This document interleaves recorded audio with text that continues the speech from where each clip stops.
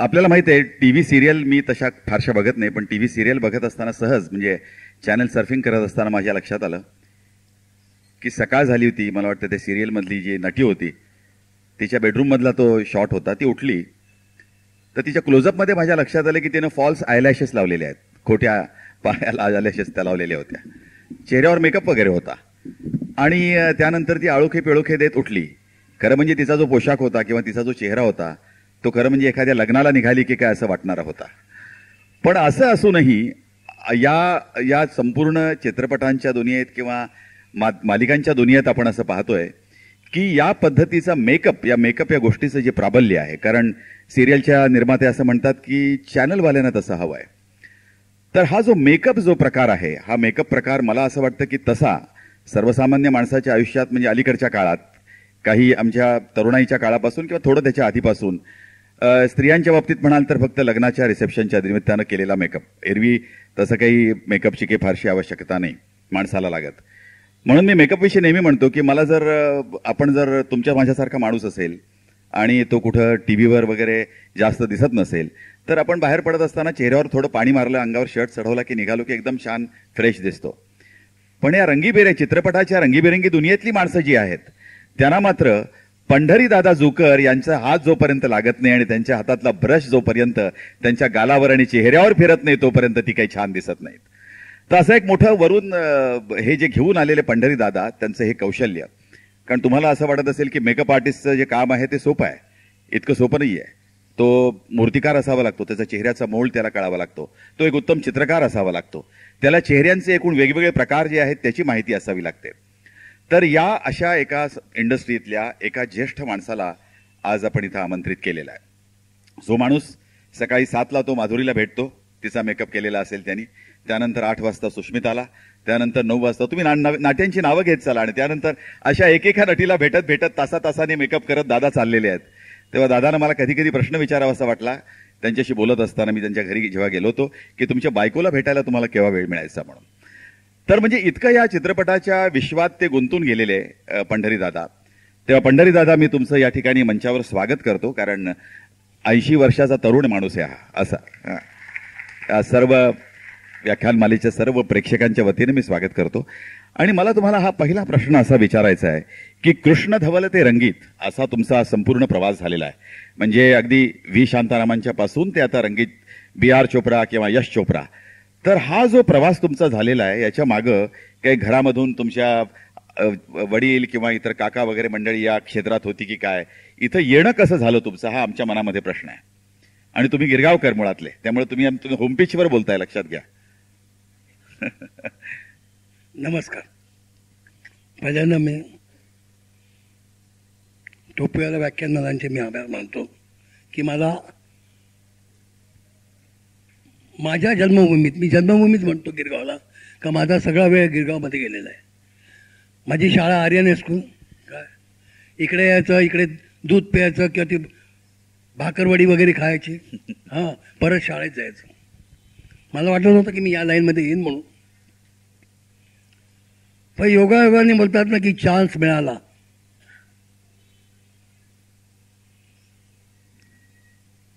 खरं सांगू का, संधी, माझी संधी नाही, माझ्या घरची परिस्थिती. बर, त्या परिस्थितीला मी तोंड देत मी या लाईनमध्ये क्षेत्रामध्ये आलो. पण मग क्षेत्रामध्ये आल्यानंतर तो प्रवेश सहजासहजी झाला, म्हणजे त्या काळात या क्षेत्रामध्ये येणं सोपं होतं का? नाही नाही नाही. हां, या क्षेत्रात माझे गुरु बाबा वर्धम हे या क्षेत्रात मला घेऊन आले. ते इकडेच खोताच्या वाडीत पण राहत होते, पहिला गावदेवीला राहत होते माझ्या शेजारी. त्यांचा मुलगा माझा शाळेतला दोस्त म्हणून होता. तर बाबांनी सांगितलं की म्हणे आता मला लोक पंडी म्हणायचे, पंढरी नाही पंडी. तर त्याने माझ्याला पंडी, एक काम कर, तुझ्यावरती इतकी मोठी जबाबदारी आहे, हां, तर तू या लाईनमध्ये ये. मग त्यांनी मला एक दिवस मेकअप शिकवलं, एक दिवस फक्त. पहिल्या वर्षी मेकअप दाखवलं. 2 फेब्रुवारी 1949 हा दिवस मी कधी विसरणार नाही. आणि तिकडे मला मेकअप दाखवून 3 फेब्रुवारीला मी राजकमलमध्ये पदार्पण केलं. ते सुद्धा व्ही शांताराम बापूंच्या चेहऱ्यावर मेकअप करून. खरं म्हणजे व्ही शांतारामांचा जो राजकमल कला मंदिर ही संस्था म्हणजे एक प्रकारचं विद्यापीठ होतं असं म्हणतात की त्यांच्याकडे सगळी, मला वाटतं त्या काळात सगळे पगारी पद्धतीनंच नोकर असायचे. नट देखील पगारी असायचे का हो? सगळेच. हो. याने जितेंद्र पण इकडून गेला, त्याला पण 100 रुपये पगार होता. म्हणजे महिना पगार त्याच्यावरतीच चालायचं. मी पण पगारावरतीच राहिलो. 70 करत होतो. ते सुद्धा मी 5 वर्ष 70 करत होतो आणि 6व्या वर्षी मला 100 रुपये झाला. ते सुद्धा जनक बालबाजे कलर पिक्चरमुळे. पण तरी देखील व्ही शांताराम यांचं नाव निघालं की आपले गुरु आपल्या समोर डोळ्यासमोर आहेत की काय, अशा पद्धतीनं तुमच्या चेहऱ्यावर एक हसू एक प्रकारचं मी पाहिलं तो नेहमी. तर त्यांना गुरुस्थानी एका दृष्टीनं तुम्ही नक्कीच मानता असं मला वाटतं. साहजिक आहे. आणि त्यांच्याकडे राहून जी मेहनत मी केली, मला जे शिक्षण मिळालं त्याचा उपभोग मी अद्याप घेतोय या 80व्या वर्षी. मला एक सांगा की व्ही शांतारामांच्याकडे तुम्हाला काय नेमकं शिकलं? म्हणजे व्ही शांतारामचे विद्यापीठ जे होतं आणि त्यांना आपण कुलगुरू म्हणू किंवा कुलपती म्हणू, तर त्या विद्यापीठामध्ये शिकत असताना तुम्ही हे सगळं मेकअपचे बारकावे म्हणा किंवा इतरही गोष्टी तुम्ही शिकला असाल ते तुम्ही सांगाच. पण ह्या गोष्टी शिकत असताना त्यांच्याकडून मग तुम्हाला असं काही तुम्हाला एखादा प्रसंग त्यावेळेस आठवतोय काय की बुवा व्ही शांतारामांची एक जी कडक शिस्त होती त्याचा तुम्हाला अनुभव एकदा जोरदार असं काही आलाय का? सही आहे. खरंच व्ही शांताराम यांना लोक अण्णा म्हणत होतात, आम्ही पण अण्णा म्हणत होतो. पण जी एक त्यांच्या स्टुडिओची शिस्त जी होती ती फार चांगल्या पद्धतीची होती. इव्हन पृथ्वीराज कपूर पण त्यांच्यासमोर कधी सिगारेट पित नव्हते. इतकं म्हणजे प्रत्येक जण घाबरायचा त्यांना. आणखीन त्यांचा वध पण चांगला होता आणि ते त्या पद्धतीने प्रत्येक वर्करशी किंवा कोणाशी मी चांगल्या पद्धतीने वागत असत. पहिल्यांदा ज्यावर्षी मी मेकअप केला त्यांना तेव्हा मी थोडासा घाबरत होतो. मग केल्यानंतर त्यांनी मला सांगितलं की तुला बरंचसं शिकायचं आहे. मला माहिती आहे की बाबा कोणी मनुष्य पगार द्यायचा असेल तर पहिला विचार करणार की बाबा याला दाबून ठेवा म्हणजे पगार कमी देता येईल. त्या पद्धतीने त्यांनी केलं. मॅनेजरला सांगितलं, मॅनेजरनी सांगितलं बाबा इतका पगार 40 रुपये पगार मिळेल आणि 30 रुपये महागाई भत्ता. म्हटलं चालेल. का वेळ ही महत्त्वाची असते आणि ती वेळ कधी हातात घालवली तर कधी. माझ्या वडिलांना बऱ्याच जणांनी सांगितलं की म्हणे तुम्ही मुलाला चुकीच्या लाईनमध्ये घातले. वडील माझे आजारी होते. त्याने सगळ्यांना हेच सांगितलं, एका हाताने कधी टाळी वाजत नसते. त्याचं नशीब आणि तो पुढे काय करेल हे मला माहिती नाही, पण माझ्या मुलावर माझा भरोसा आहे. आणि खरंच आहे. त्यामुळे पूर्वी म्हणजे पिक्चर लाईन म्हटल्यानंतर अरे रे कसा बिघडेल हे होईल तसं. मला एक सांगा, अरुण सरनाईकचा काही चित्रपट मला वाटतं काम करत असताना ते जे काही घडलं होतं तो एक प्रसंग जो गमतीदार होता. काय झालं होतं नेमकं? व्ही शांतारामांच्याकडे चित्रपट कुठला होता? अच्छा, तो आमचा ब्लॅक अँड व्हाईट पिक्चर होता जो कृष्णधोन म्हणतात. शाहीर प्रभाकर हा पहिल्या प्रथम मला इंडिपेंडंट पिक्चर मिळाला. त्या अगोदर मी असिस्टंटमध्येच काम करत होतो.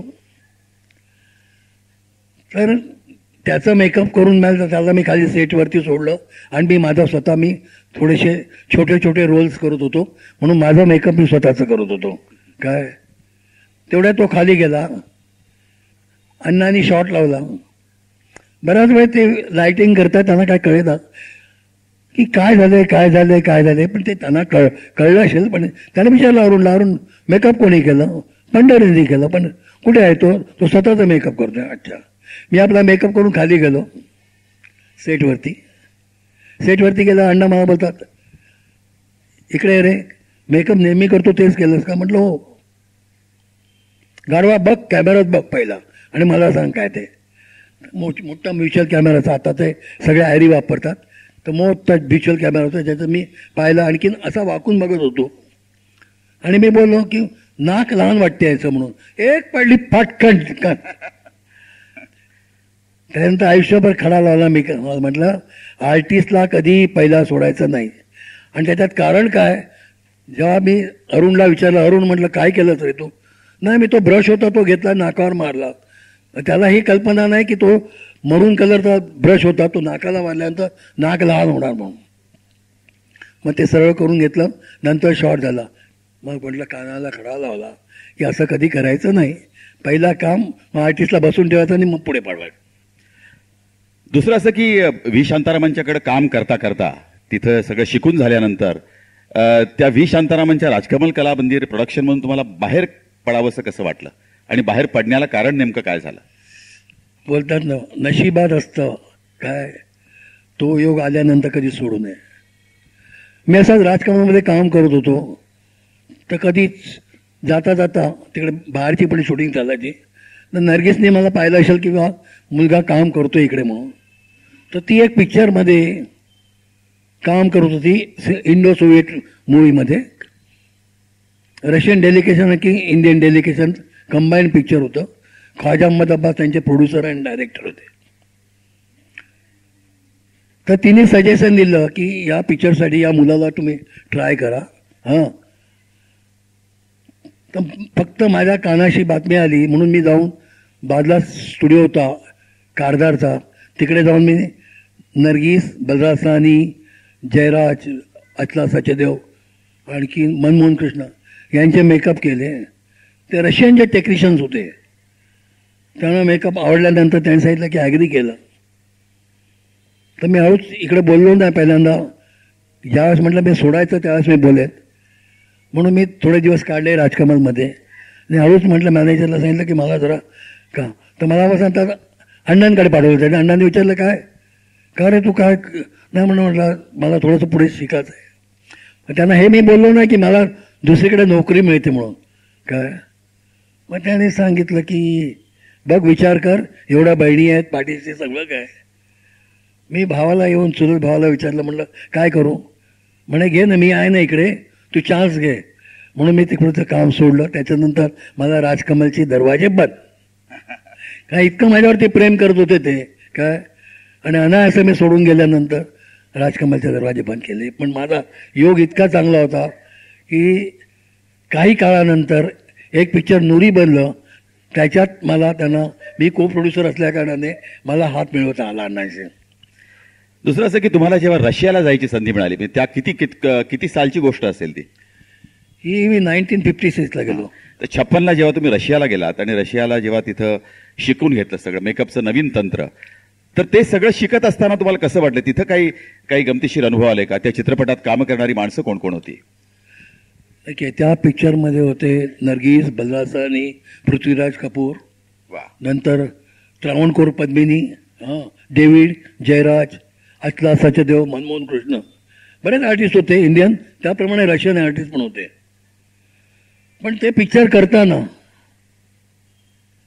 बरंचसं मला शिकायला मिळालं.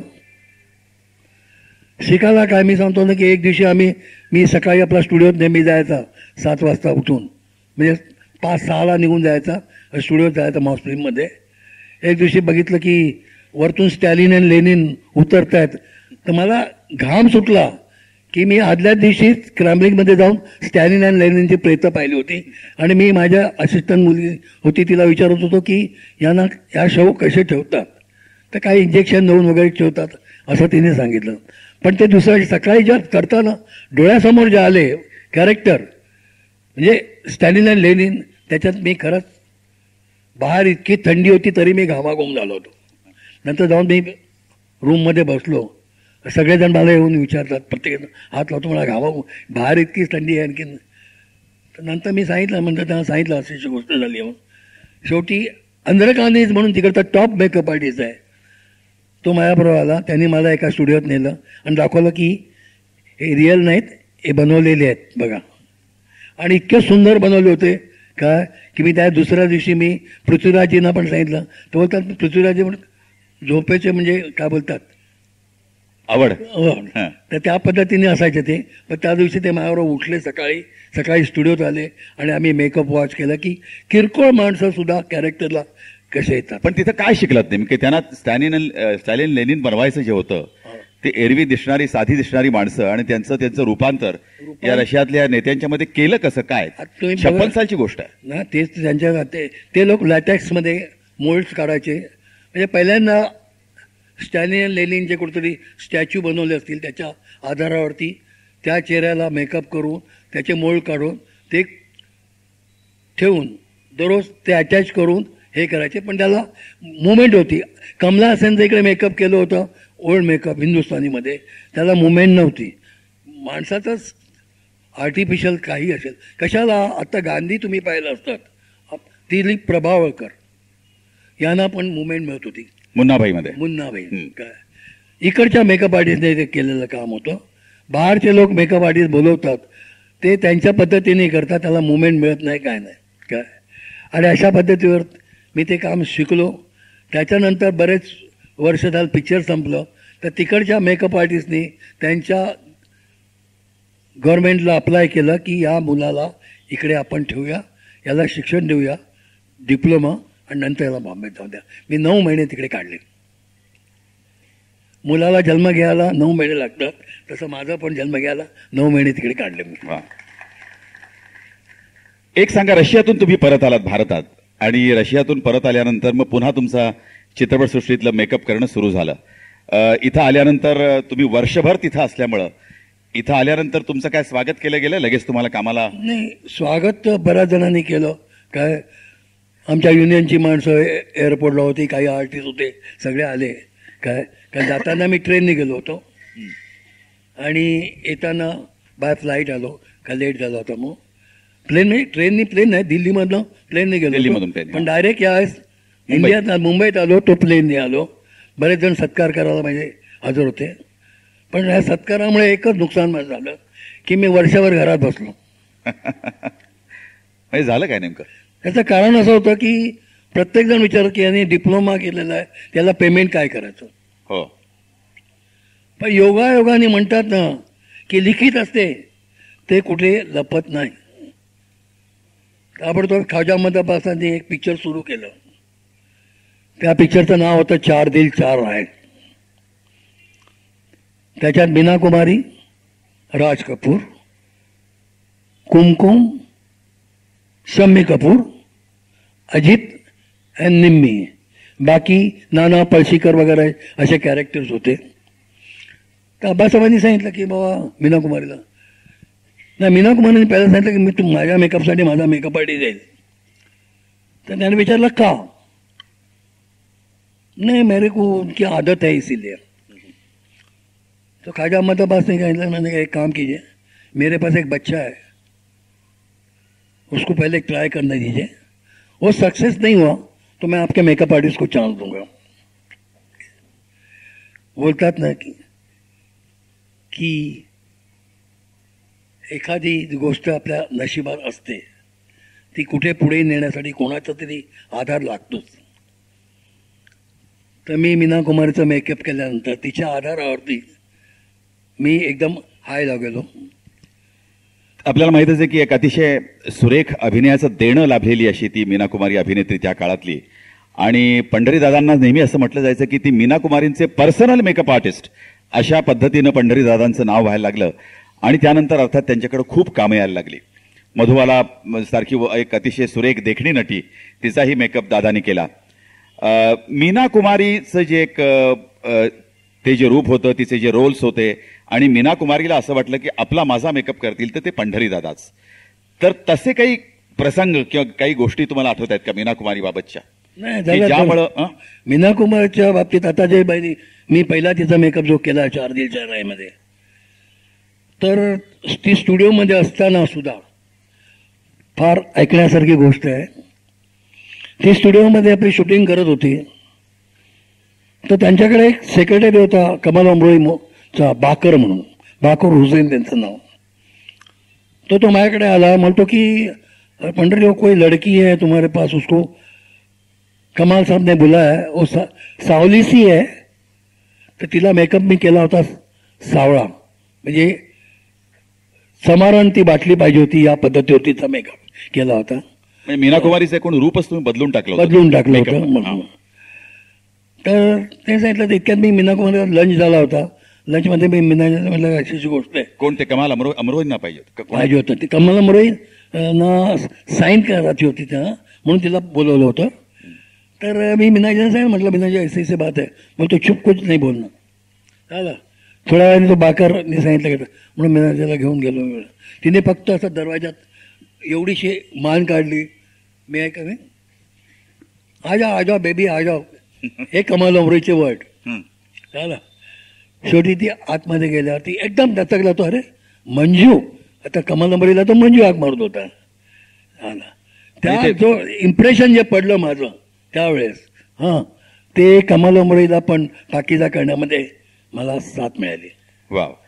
बेसिकली दादानी असं आपल्याला सांगितलं की बुवा मीना कुमारीला कमाल मधून ओळखलंच नाही की ही मीना कुमारी आहे, आणि तिचा जो सावळ्या रंगाचा जो मेकअप केलेला होता तो केल्यानंतर कुणीतरी छान नवीन नटी दिसते असं म्हणून तिला त्यांनी साईन करण्यासाठी म्हणून तिला बोलावलं.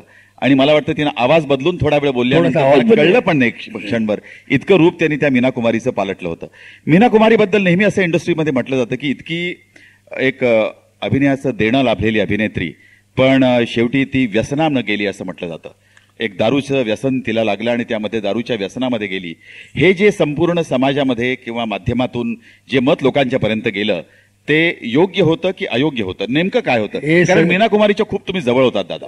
म्हणजे मीना कुमारीच्या इतका जवळ होतो की माझा मोठा मुलगा लहान असताना मी तिच्या घरी सोडत असे इथपर्यंत. तिला इतकंही होतं, आपलं फॅमिलीबद्दल बरंच होतं. पण लोकांनी जे उठवलं होतं तिच्या बाबतीत की ती पिते हे ते, मला मान्य नाही का मी 24 तास तिच्यावर असायचा. काय कधी रोजे असले तर रोजे सोडायला पण तिच्यावर बसायचा असं काय. पण लोकांनी उठवलं होतं म्हणून एक वेळेस आम्ही पिक्चर करत होतो नूरजहान. नूरजहानमध्ये ती काम करत होती. प्रदीप कुमार होता, सोराब मोदी होते.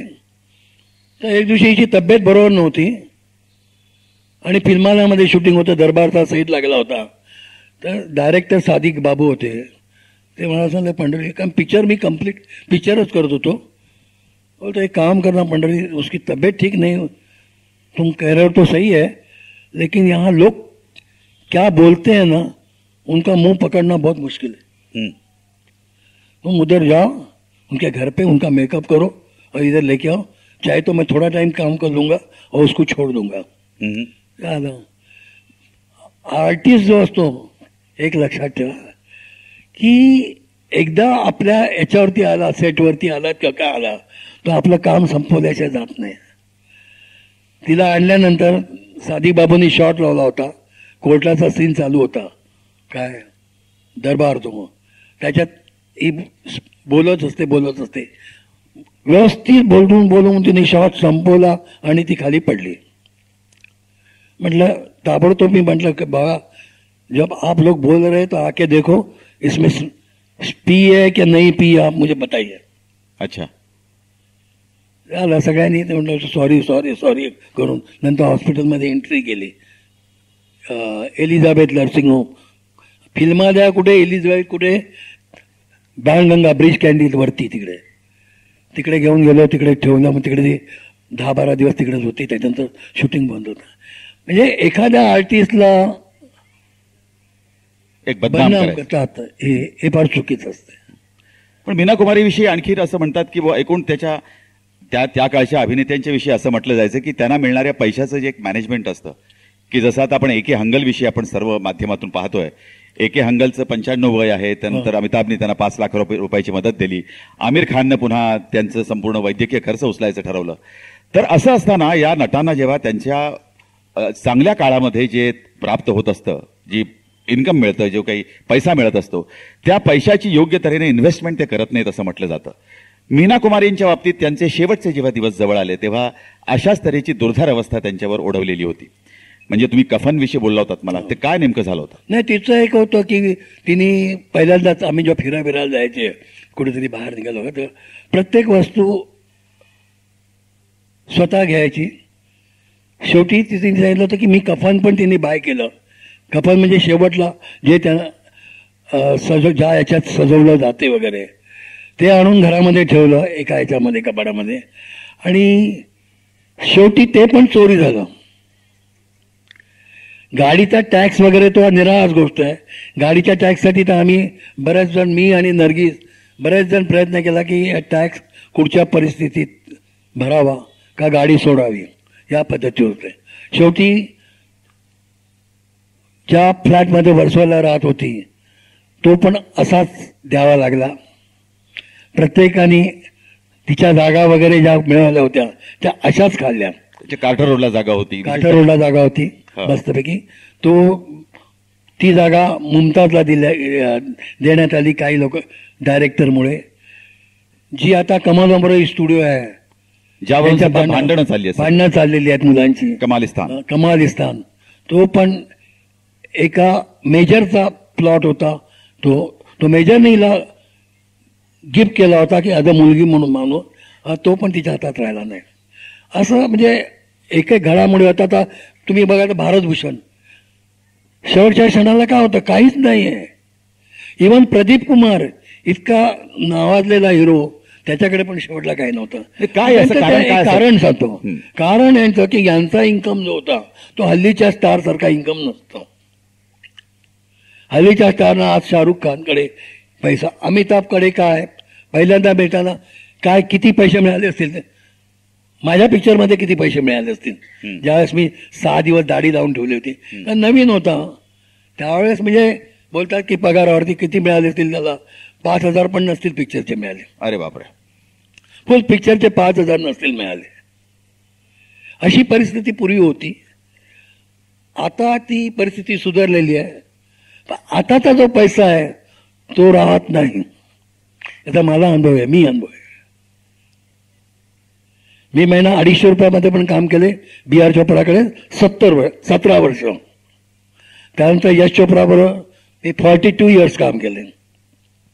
याने कंपनी बनवायला कारणीभूत आम्ही 5-6 जण होतो. एक गिरगावातला KG कोरगावकर कॅमेरामन आणि मी गिरगावातला एक पंढरी जुकर.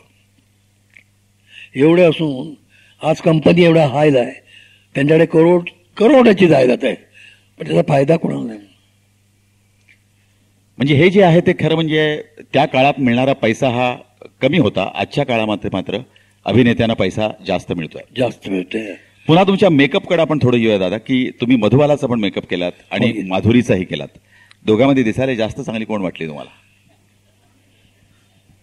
हे बघा तसं पाहिलं तर कोणी दिसायला चांगलं नाही. जेव्हा मेकअप आर्टिस्टचा हात फिरतो तेव्हा आर्टिस्ट बनतात. मधुबाला मेकअप केले मी कबूल करतो की मधुबालाचा स्माईल माधुरीमध्ये आहे. माधुरी हसल्यानंतर मधुबालाचा लुक तिला मिळतो. पण माधुरी जर इव्हन माझ्यावरच फिरली अशा विदाऊट मेकअपमध्ये तर कोणी ओळखत नव्हतं. पण म्हणतात ना योग. आपण माधुरीला देखील तुम्ही तिला सिनेमात काम मिळावं म्हणून आपल्याला काही वेळेला माहित नसतं की कोण कोण माणसं कशा पद्धतीनं लोकांना भेटत असतात आणि मदत करत असतात. पण माधुरीला देखील चित्रपटात चांगली भूमिका मिळावी यासाठी मला वाटतं दादांचंच रेकमेंडेशन पुन्हा शेवटी आम्ही आलं. मी सुभाष घाईंचं कर्मा करत होतो. कर्मामध्ये माधुरीला आणलं त्याने बोलवलं. त्याच्या अगोदर त्यांनी राजश्रीचं पिक्चर केलं होतं काय बस ते फ्लॉप गेलं होतं. तर कर्मामध्ये एक गाणं करण्यासाठी आली फक्त. आणि ते सुद्धा गाणं शूट कुठे काश्मीरला. आणि ड्रीम सिक्वेन्स होता. म्हणजे आपलं स्वप्न श्रीदेवी आणखीन जॅकी श्रॉफ बघतायत हा सीन होता. त्या स्वप्नामध्ये या दोघांचा म्हणजे सुभाष घाईचा साळा यंग आणखी माधुरी याच्यावरती ते पिक्चराइज केलं गेलं. हे पिक्चराइज करताना मी सुभाषजींना सांगितलं सुभाषजी आप लड़के को वेस्ट कर रहे. बोलते क्यों? बोलते घाटा नाही इसलिए तू बोल रहा है क्या? म्हणजे महाराष्ट्रीयन आहे घाटी नाही म्हणून तू बोलतोस का? म्हटलं नाही मेरा बस चले तो मैं इसको हीरोइन साइज नहीं करूंगा ना. लेकिन आपको क्या लगता है? नहीं ठीक है मैंने कहा देखूंगा. और उन्होंने ते बॉम्बेत आल्यानंतर त्यांनी रशीद पाहिले. त्यानंतर मला बोलवलं. बोलतो पंढरी तुम सही कहते थे इसको गाना कॅन्सल कर देते इसको हिरोईन लेते. असं करून ती हिरोईन झाली. त्याच्यानंतर तिची मेहनत आहे. फारच मेहनती मुलगी असल्या कारणाने ती टॉपला गेली. आता तुम्ही टीव्हीवर तिला बघतच असाल दररोज. काय झलक दिखला ती तिकडे असतेच. आता परवाशी पण मला मिकीच्या पार्टीला भेटली. म्हणजे आता तिला कोणी सांगितलं तू काम कर तर मी तर तिला सांगेल तू काम करू नको. का एक आपली लेवल बनवल्यानंतर परत येणं हे फार चुकीचं असतं, इंडस्ट्रीमध्ये कठीण असतं. कठीण असते. कारण कधी माहिती ती बोलते की मला मी मदरचा रोल करावा मागते. म्हटलं कर. कोणाची मदर? तर अनिल कपूरच्या मुलीचं आईचा रोल करावा मागते. सलमानची मदर नाही ना? हा सलमान बरोबर तिने हिरोईन म्हणून काम केलं. तर असं असतं ना की एक आर्टिस्ट असल्याने त्याला असतेच की आपण काय ते करावं. आता मी एवढं वय झालं तरी मला वाटतं ना एखाद्या मुलीच्या गालावर हात फिरवावे तेव्हाच तो टाइम जातो, नाही तर ते कधी राहू शकत नाही. मी दादांकडे मी 2-3 दिवसापूर्वी गप्पा मारायला गेलो तेव्हा त्याच वेळेला त्यांना सारखे फोन येत होते.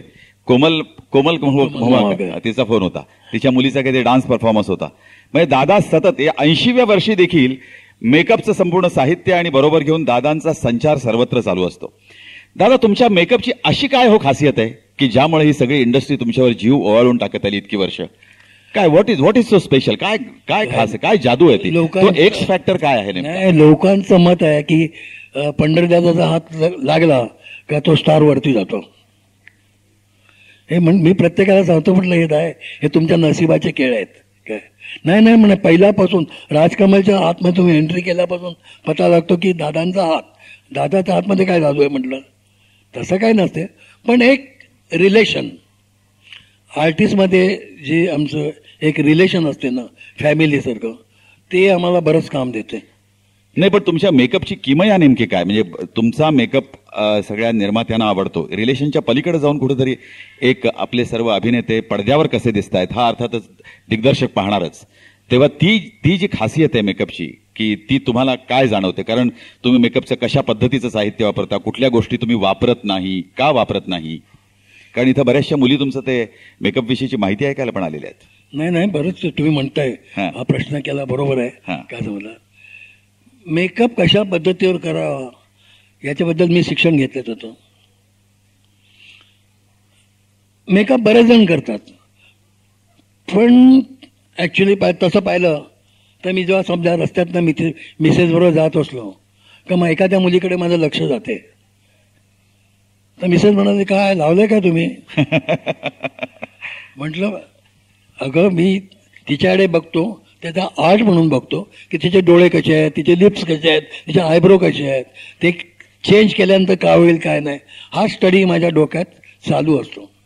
काय की कोणाचे गाल किती वरती आहेत ते किती दाबावे, कोणाचं नाक किती वाकडं आहे ते किती सरळ करावं.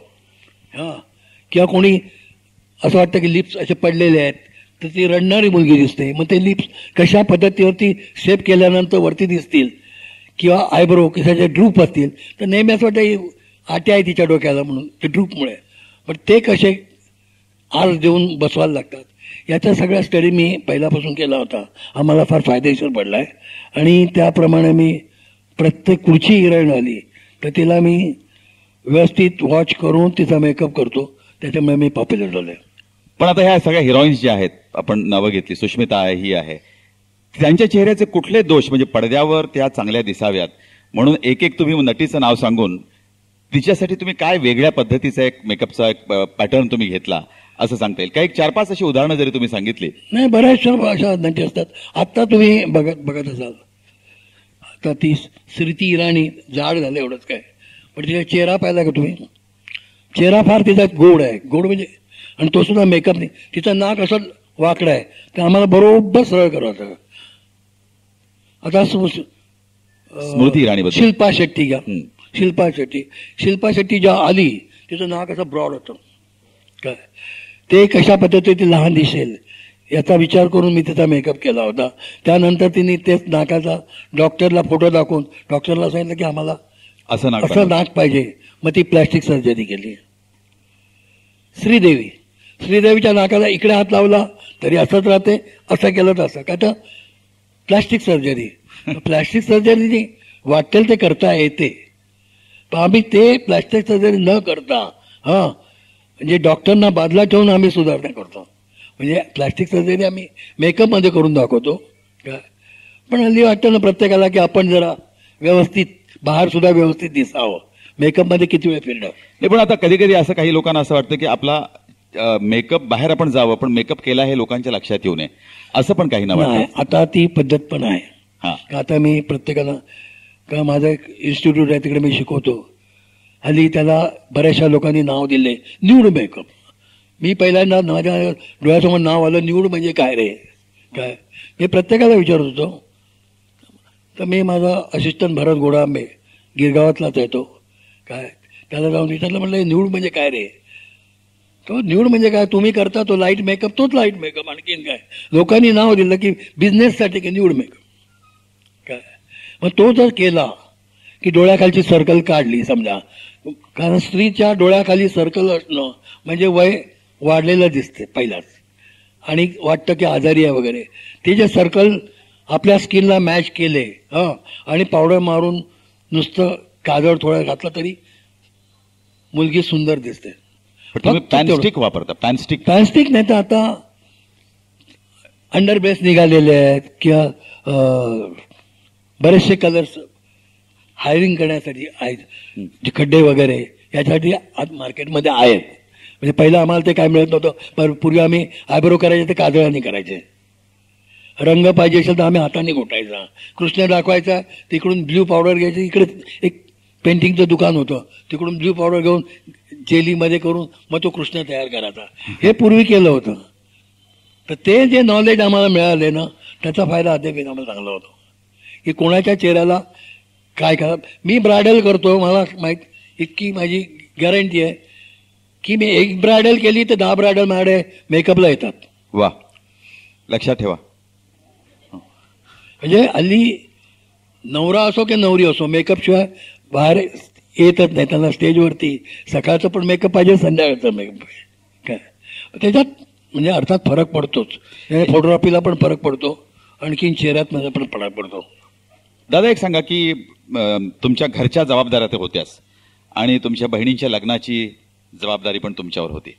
तर तुमच्या बहिणीचं जे एक लग्न करायचं होतं तो करण्यासाठी तुम्हाला एक फार काहीतरी चांगलं काम. मला वाटतं त्यावेळी तुम्ही गिरगावात राहत होतात का. गिरगावात राहतो म्हणजे गावदेवीच्या गल्लीत राहत होतो बेंडी गल्लीमध्ये. म्हणजे लोक मला बघायचे मी वीक बनवत असे ते. तर माझ्या नंबर 2च्या बहिणीचं लग्न होतं आणि त्यावेळेस मला फक्त पगार होता 70 रुपये. आता 70 रुपयामध्ये लग्न होते का हो. त्या काळात पकडलं तरी. शेवटी योग असा होता की मी एक दिवशी काम करत होतो. आमचे गुरु दादा परांजपे म्हणून टॉप मोस्ट प्रभातचे मेकअप आर्टिस्ट होते ते आले. बोलते पंढरी एक काम कर मेहूब स्टुडिओमध्ये जा आणि चेतन आनंदचा एक वीक बनवायचा आहे तो सुद्धा बुद्धाचा. तू मेजरमेंट घे आणि बघ तुला जमते तर करून टाक. म्हटलं ओके ठीक आहे करतो. मी गेलो संध्याकाळी का ते 4:30ला 5ला गेलो स्टुडिओमध्ये. चेतनजींचं मेजरमेंट वगैरे घेतलं तर त्याने मला विचारलं तू कधी देणार वीक आणि आप कब दोगे. देवानंद पण बाजला होता ते होते. मैंने का कल सुबह ते मोठ्यांनी स्माइल दिला लोकांनी. मैंने कहा क्यों आप हंस रहे. बोलता है ये इतने वीक पड़े हैं ना सब लाइन से वो सब रति महारथी बड़े बड़े वीक मेकर है उन्होंने लाए थे ये 15-15 20-20 दिन लेके बनाए हुए एक भी वीक काम पे नहीं आया. मैंने कहा डन. मी आपला तिकडून मेजरमेंट घेतला घरी आलो. घरी आपला एक लाईट लावला पहिल्यांदा त्याच्यानंतर कॅप मारली वीकची वगैरे आणि काम सुरू केलं वीक कंप्लीट केला. तेव्हा त्याचे रोल असतात इकडे केस सुटलेले असतात बुद्धाचे. आणि बुद्धाचा वीक म्हणजे फेमस वीक आहे. बुद्ध कॅरेक्टर गोळ्याचा वीक असतो. मी बनवला तो. रात्री 2:30 वाजता तो तयार होताना वरचा मला डोक्याचा प्रश्न आला. आता वरती जो बुचण्यासारखं त्याला काय करू म्हटलं. म्हणून विचार करतो इतक्यात आमच्याकडे एक पाठी अशी नाणी होती. तिकडे आम्ही करवंट्या टाकत असो. नारळाच्या करवंट्या असतात ना त्या अशा आई फेकून जाळण्यासाठी ठेवायच्या. तिकडे गेलो तर एक मला अशी चांगली करवंटी अर्धा नारळ कापलेला मिळाला. त्याला आणून पॉलिश पेपर म्हणून त्याच्यावर नेट चढवून त्याच्यावर मी काम सुरू केलं आणि तो त्याच्यावरती मी अटॅच केला. वीक परफेक्ट झाला माझ्या दृष्टीने तो बरोबर झाला. पण आईला सांगितलं अरे म्हणे आई बोलतो तू झोपला नाहीस आणि कुठे चाललायस म्हणून. म्हटलं मला वीक द्यायचं आहे. हे सकाळी 6 वाजताची गोष्ट आहे. मी आंघोळ केली. समोर गल्लीच्या बाहेर एक हॉटेल होतं, तिकडून आईनी सोडा मागवला आणि 2 बॉइल्ड अंडी करून दिली. मला सांगते 2 अंडी खा आणि त्याच्यावरती सोडा पी. खरंच मातेच्या आज्ञा. मी ती अंडी खाल्ली, त्याच्यावरती सोडा प्यालो आणि बाकीचा राहिलेला सोडा चेहऱ्यावर मारला. मला असं वाटलं की मी व्यवस्थित काही नाही मला झालेलं, मी जागरण नाही केलं, काय नाही. तिकडून पकडली ना गावदेवी टू मेहबूब स्टुडिओ म्हणजे बँड्रा, 2.5 रुपये टॅक्सीला लागत असे. टॅक्सीत बसलो आणि तिकडे गेलो. आता हा प्रवास माझा किती तासाचा झाला असेल, संध्याकाळी 7 वाजल्यापासून सकाळी 7 वाजल्यापासून. तिकडे गेल्यानंतर वीक दाखवला. तो इतक्यात देवानंद शूटिंगला जात होता. आणि तुमने लाया क्या, त्याची पोझिशन आहे ना, आम्ही हात फिरून म्हणला अरे कमाल आहे. बोला बोला भाई साहब को बोला म्हणून मी चेतनानंदला खाली बोलवलं. त्यांनी कोणी सांगितलं. ते खाली आले. बोलते कमाल है, तुमने लाया भी वीक. मैंने कहा हाँ. मैंने कहा चलो ट्रायल करते हैं हम लोग. मैंने कहा चेतन साहब ट्रायल करना है तो आपको तो बुद्ध के कॉस्ट्यूम पहनने पड़ेंगे, सूट बूट पे मैं ट्रायल नहीं करता. बोलते इतने आए, उन्होंने किसी ने बोला नहीं. मैंने कहा कैरेक्टर लाने के लिए तो कुछ तो चाहिए कि नहीं, कि आपके शर्ट पैंट पे मैं बुद्ध का वीक पहनाऊं, मुझे क्या नजर आएगा. अच्छा ठीक आहे. तर त्यांनी बुद्धाचे कपडे घातले. कपडे घातल्यानंतर मी वीक काढला आणि नुसता डोक्यावर टाकला. त्या माणसाने उठून माझा किस केलाय. वा. की म्हणे इतके दिवस मी थांबलो होतो. मग फली मेस्त्री कॅमेरामन होते, त्यांना बोलवून त्यांनी शूटिंग पण स्टार्ट केलं. ते काय आणि तो मॅनेजर होता त्यांचा देसाई म्हणून, त्याला बोलवलं. बोलता इसको पैसे दे. मला विचारलं किती चाहिए. मैंने काय 1000 देतो ना. का मी जर खर्चच त्याच्यावरती केला नाही, 50 रुपयाचे केस, बाकीचे ते पैसे आपले. बोलता बस हो गया 1000. त्याने सांगितलं मैंने नहीं, इसको 6000 अभी के देतो इसके और 6000 दुसरे देतो. तुम्हाला आठवण नाही, बोलतात ना की काळजी आपल्याला नसते, काळजी असते देवाला. वा. त्यांनी 12,000 दिले. त्याच्यातला मी 200 रुपये तोळा सोनं होतं, 10 तोळे पहिला सोनं घेतलं, बहिणीची ज्वेलरी बनवली, बाकीच्या पैशामध्ये सुंदरपैकी लग्न अटेंड केलं. म्हणजे आपण म्हणतो की आपण करतो, हे आपण नाही करत, करता धरता तो असतो. वा. आणि चेतनानंदने तुम्हाला दाद दिली तेवढी. मला सांगा, मेकअप आर्टिस्ट तुम्ही 70 रुपये पगार वगैरे असा वगैरे तुम्ही आता सांगत होतात. तर या मुंबापुरीमध्ये एक स्वप्न असतं अभिनेत्यांना, त्या मला वाटतं स्वप्न लवकर पुरं होतं, गाडी घेणं स्वतःची. स्वतःची गाडी घेणं. तर अशा तऱ्हेची तुम्ही जेव्हा गाडी घेतली तेव्हा ती गाडी तुम्हाला किती साली आली आणि त्यानंतर मग त्या गाडीमध्ये कोण कोण बसलं आणि कुठल्या गाड्या तुमच्या आयुष्यात येत गेल्या? माझ्या आयुष्यात मी पहिली गाडी घेतली ती एका पारशाकडनं 12,000 मध्ये 1970 मध्ये घेतली. आणि ती सुद्धा फियाट, इटालियन फियाट ज्याला म्हणतात, डुक्कर फियाट बनत होते पूर्वी म्हणून. तर ती घेतली. त्याच्या अगोदर मला माहिती होतं फक्त ग्रँड रोडवरून बसायचं आणखी लोअर पडला उतरायचं. 3 रुपये पास महिन्याचा. 5 रुपये माझ्या खर्चाचा असायचे. 2 रुपये महिन्याचा चहा 2 टाइम. फक्त आम्ही 2-2 रुपये वर्गणी काढून 2 टाइम चहा स्वतः बनवायचे आणि पियायचे. त्याच्यात 2 म्हणजे 5 रुपये मला पुरे पडत असत काय महिन्याला. तर त्या ह्याच्यातनं आल्यानंतर आपल्याला वाटतं की बरेच जण मला आठवतं काय, अरे हम पैसे देते गाडी. कारण बघायचं ना, इकडून तिकडे पळत सोडायचा. मीना कुमार पण मला बऱ्याच वेळा सांगितलं की गाडी घे. म्हटलं नाही, मेरी एक सिस्टर की शादी हो जाएगी उसके बाद मैं गाडी लूंगा. गाडी घेतली, ती सुद्धा 12,000ची गाडी घेतली. आणि त्या गाडीचं नशीब इतकं जोरदार की दिलीप कुमार, मनोज कुमार, प्रवीण बॉबी, माधुरी दीक्षित, आपली वहीदा रहमान हे सगळे त्या गाडीत बसले होते.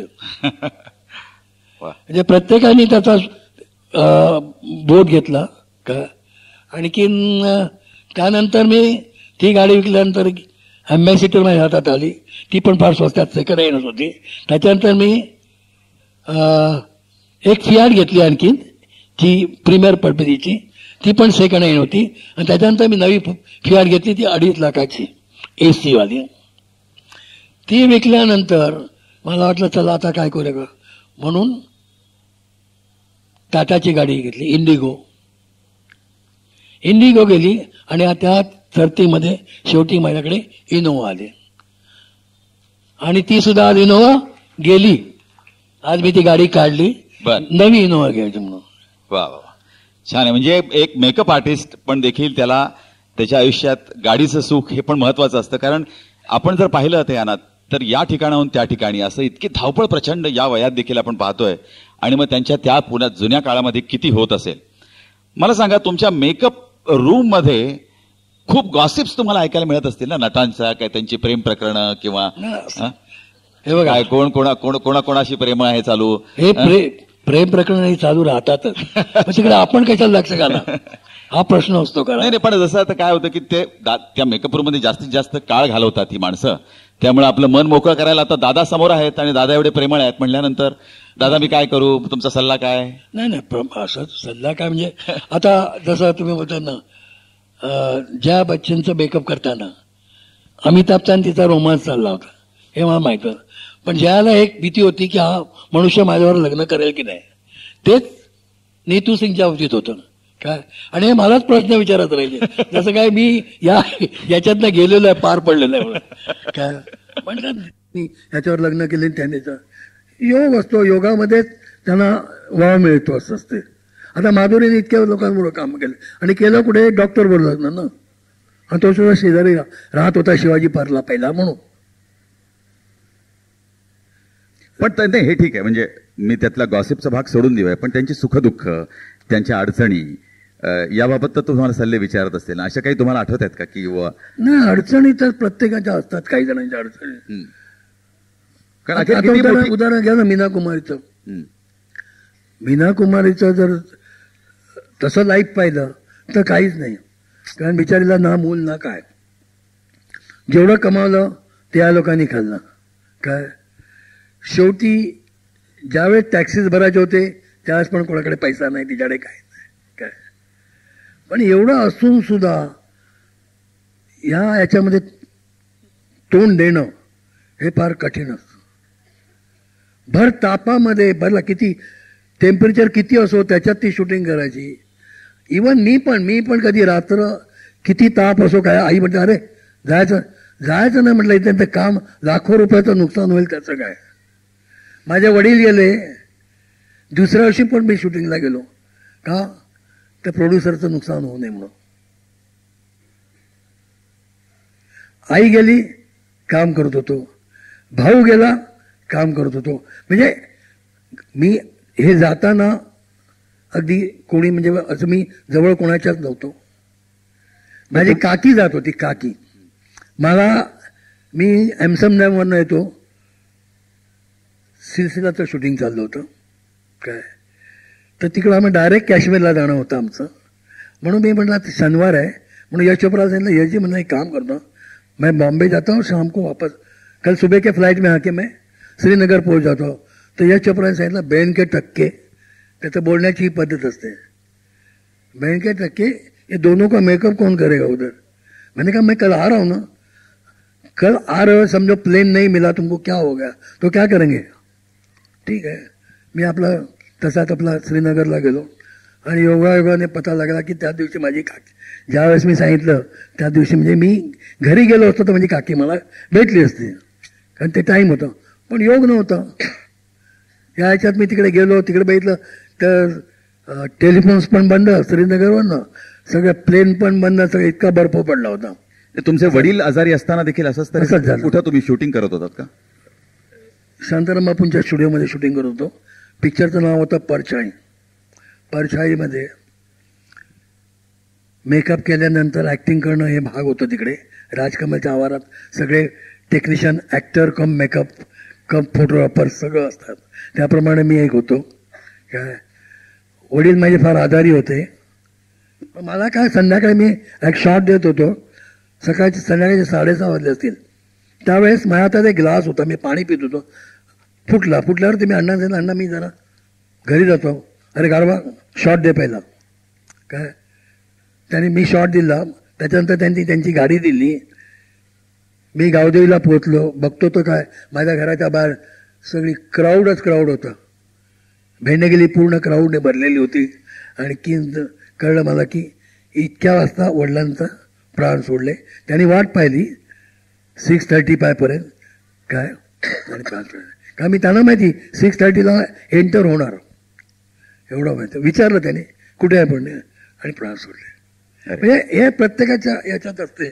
आणि पण त्या हल्लीच्या मुलांना सांगा, अरे सोडी नाही नाही, ते माझ्या आत्याचे मिस्टर गेल्यात तिकडे मला जायचं आहे.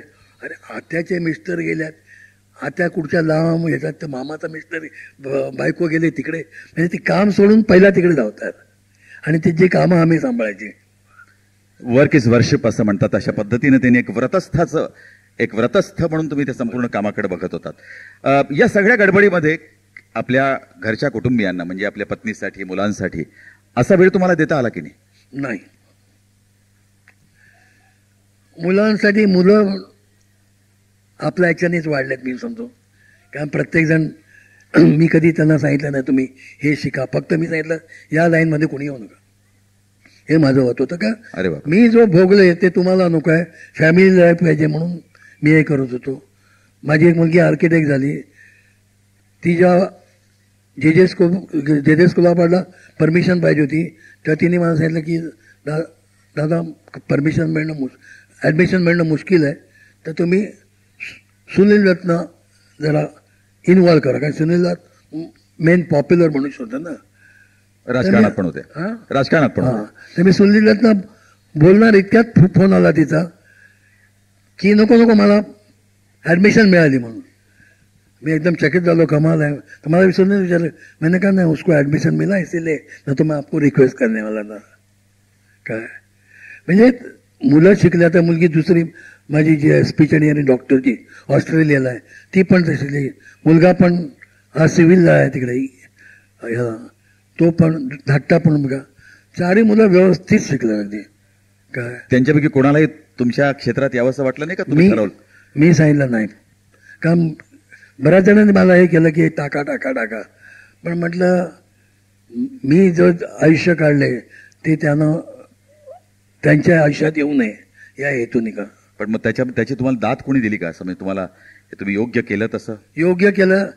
माझ्याकडे दिलीप कुमार घरी आले होते ज्यावेळेस मिसेस गेली त्यावेळेस. त्यांनी मुलांना सांगितलं, तेजस होता, राजस होता, बोलतो your father is great, I very care. बोलतो आम्ही असतो तर आमच्या मुलांना सांगितलं तर या लाईनमध्ये या म्हणून. काय पण त्यांनी जो डिसिजन तुम्हाला दिली आहे ती परफेक्ट आहे. आणि आमच्या लाईनपेक्षा बाहेर तुम्ही नाव कमावलं तर तुम्हाला फायदेशीर पडेल. दुसरं असं की मीना कुमारीचा आत्ता मगाशी तुम्ही विषय काढला होता या प्रश्नापूर्वी, तेव्हा मीना कुमारीचं एकूण आयुष्य, तिच्या आयुष्यामध्ये आनंद नाही असं तुम्ही सांगितलं. पण त्याच वेळेला तुम्ही मगाशी आपण जेव्हा बोलत होतो तेव्हा म्हणाल ती फार डेअरिंग वाली बाई होती. म्हणजे तुमचं काही शूटिंग वगैरे चाललं होतं, तुम्हाला कुठल्या तरी आउटडोर शूटला तुम्ही जेव्हा गेला होतात तेव्हा कुठल्याही गोष्टीला ती अशी फेस करायला घाबरायची कधीच नाही. किती आता बघा, एखादा कोणाचं आपल्याला वाटतं की नाही हिला TBIच्या जवळ जाऊ नये ही पद्धत असते. पण ती आम्ही जिकडे शूटिंग करत होतो नैनितालला, तिकडे बऱ्याच TB पेशंटचे कस्तुरबा म्हणून एक हॉस्पिटल मोठं आहे तिकडे राणीखेतला, तर तिकडून फोन यायचे मुलींचे की आम्ही तुम्हाला भेटू इच्छितो, काय तुम्ही आमच्या समोर आलात तर बरं होईल वगैरे. तर प्रत्येकजण जे प्रदीप कुमार वगैरे त्या पिक्चरमध्ये होते ते सांगायचे की मीना मत जाना, अच्छा नाही हो. अरे अच्छा नहीं. तो मीना ने ये सांगितलं की बोलता यार नजदीक जाने से तो बीमारी नहीं होती. कोई भी बीमारी हो, जब आप उसको एकदम नजदीक जाओगे उसको गले मिलोगे तो भी कुछ नहीं होगा. क्या अपना दिल साफ चाहिए बस. आणि मला विचारलं तिने तू येणार का, म्हटलं यस आय एम रेडी. आणि आम्ही त्या हॉस्पिटलमध्ये गेलो. हॉस्पिटलमध्ये गेल्यानंतर असं वाटलं की खरंच आम्ही कुठच्या भूमीमध्ये आलो. तिकडचे पेशंट पाहिले, प्रत्येकांची राहणी ठेवणं वगैरे पाहिलं. तर म्हटलं TB काय TB म्हटलं कधी व्यवस्थित. आणि ते तिकडचे लोक होते. त्यांनी नंतर मग थोडासा मीना कुमारींनी शेर शायरी केली तिकडे, कारण शेर शायरीची ती मास्टर ना, मग तिथं त्याच्यात थोडा टाईम वगैरे अख्खा दिवस आम्ही तिकडे काढला. इव्हन तिकडे जेवलो. आणि इकडे आम्ही आल्यानंतर शूटिंगमधनं आम्ही सांगितलं मी तिकडे जेवलो. अरे आपल्या खाना भी काय क्या. म्हणजे लोकांची वृत्ती आहे की अरे नाही एखादा आजारी असेल त्याच्या बाजूला तुम्ही गेल्यानंतर आजारी व्हाल, असं नाही आहे. म्हणजे तिथं एक धाडस होतं. राजकमलमध्ये तुम्ही छोटे मोठे रोल पण करायला शिकलात, कारण राजकमलच्या ह्याच्यामध्ये तुम्हाला सगळीच कामं करायला लावायचे ते. आणि तशा पद्धतीनं किशोर कुमारचं डुप्लिकेट म्हणून पण तुम्ही कामं केलेली आहेत काही बरेच सिनेमात. बरेच केले. तर हा जो किशोर कुमार आहे हा एक अतिशय अद्भुत व्यक्तिमत्व. म्हणजे काय नव्हतं त्याच्यामध्ये, त्याचा आवाज म्हणा किंवा त्याचा अभिनय म्हणा, त्याचं एकूण सगळ्या गमती जमती म्हणा, नंतर त्याच्यात कॉमेडी होता, कॉमेडी, नंतर त्याचा तो तिरकसपणा म्हणा, तरेवाईकपणा म्हणा, अशा अनेक अनेक गोष्टी. आणि परत तर लकीएस्ट पर्सन, कारण त्याच्या 5 बायका होत्या, सगळ्या सुंदर होत्या. तर मला सांगा की किशोर कुमारसाठी तुम्हाला कधी काम करायची संधी मिळाली होती का, आणि काय त्यांनी? किशोर कुमारवर मी दूर गगन की छावा म्हणून त्याचं पिक्चर होतं. त्याची स्टोरी मला आवडल्यामुळे मी पैशाचा कधी विचार केला नाही. त्याच्या नाना पाशीकर वगैरे होते, तो पण होता, त्याचा अमित लहान मुलगा पण होता तो. तर मी सांगितलं मी पिक्चर करतो. मी पिक्चर कम्प्लीट केलं त्यांचं सगळं, पिक्चर पाहिला वगैरे. त्याच्यानंतर काय मी कधी पैशाचं त्याच्यावर कधी बोललो नाही.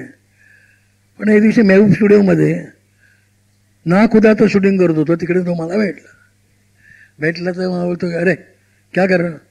नहीं चलो मेरे साथ में. झाला हा जू तारा रोडला त्याचा बंगला, काय मला घरी घेऊन गेला. बोलतो तुमको पैसे नहीं चाहिए. म्हणलं काय काय पैसे? अरे तुमने काम किया ना. म्हणलं छोड़ दो ना. बोलता है मुझे इतना पैसा मिलता हो, मैं ऐसे ही, यानी त्याने मला पैसे दिले. हां, पैसे दिल्यानंतर मी म्हटलं काय, तो वाउचर वगैरह नहीं चाहिए क्या? मैंने कहा. बोलतो वाउचर वगैरह क्या करना है. म्हणून त्याने मला एका रूममध्ये नेऊन दाखवलं. म्हणजे किती मनुष्य आहे बघा. त्याने 1000च्या नोटा भिंतीवर चिकटवून टाकल्या होत्या.